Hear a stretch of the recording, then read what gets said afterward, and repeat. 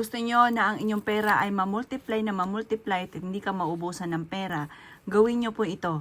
Ito ay ginagawa lamang sa umaga. Ito po ay proven, napaka-epektibo po nito. Basta't ikaw ay may 100% na paniniwala sa mga ganitong mga pamamaraan.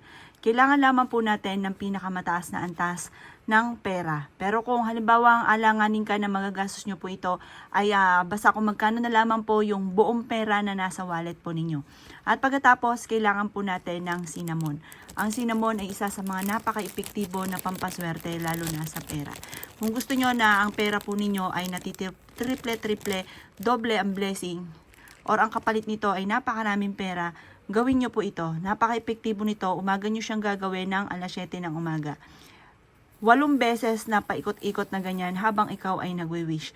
Sabihin nyo po, magkakaroon ako ng maraming pera sa pamamagitan ng pampaswerte at sipag at tiyaga na aking ginagawang ito.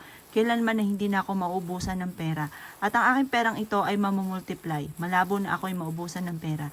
Maraming pera ang darating sa akin. Siksik-liglig at umapot, maraming pera ang darating. 8 beses habang ikaw ay nagwi-wish, mga boss.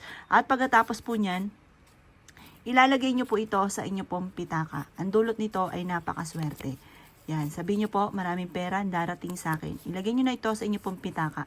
Mapapansin po ninyo na ang inyo pong pera, imbis po na nauubos, nadodoble na nagdodoble po yan. Natitriple. At yan po ay kayo mismo ay ma-amaze dahil mas magiging masagana ang inyo pong pamumuhay matapos nyo po itong gawin. Kayo mismo ay magugulat dahil matapos nyo po itong gawin, marami mga magagandang oportunidad na darating. Nauubos man, halimbawa ikaw po ay bumili ng mga pangangailangan, may mga hindi inaasahan na pera na dumarating.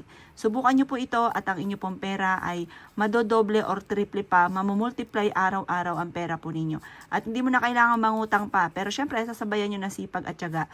At kayo mismo ay ma-amaze dahil ang pera po ninyo ay lagi pong madodoble na madodoble. Good luck po sa inyo po lahat.